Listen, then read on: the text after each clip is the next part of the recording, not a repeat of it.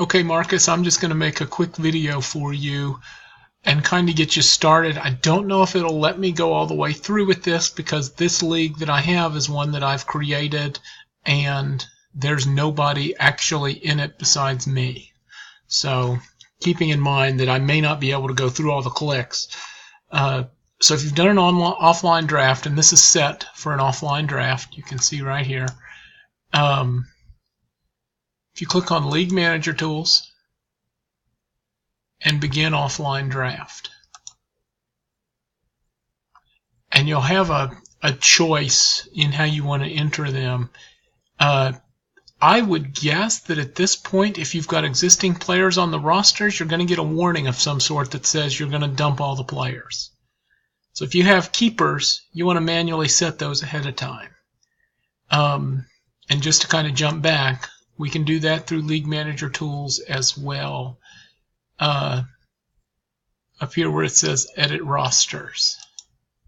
And this league's not a keeper league, but actually let me dive into the settings real quick. I'll make this a keeper league.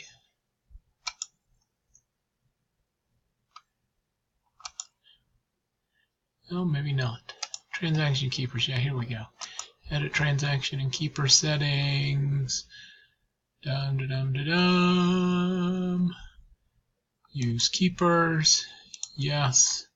Keepers per team. Let's just say 3. I'll submit that. And then let's go back here to League Manager Tools. Yeah. Under League Manager Tools, edit keeper selections. Okay, so you can actually manually mark everybody's keepers if you need to. There's nobody on these rosters, so there's nothing to do there. So you've got that. Now let's go back, begin on offline draft, and then you just choose enter offline draft results. We've got an offline draft app, but that's designed for if you used that to do your draft. But you use Virtual Draft Board.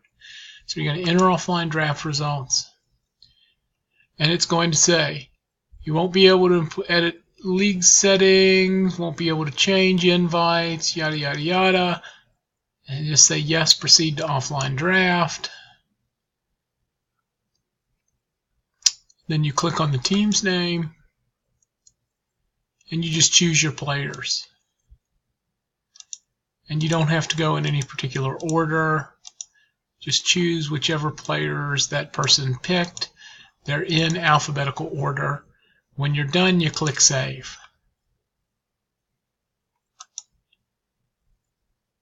And you can see through here as you go down that ultimately what you're going to do is you're going to say, I'm finished entering results,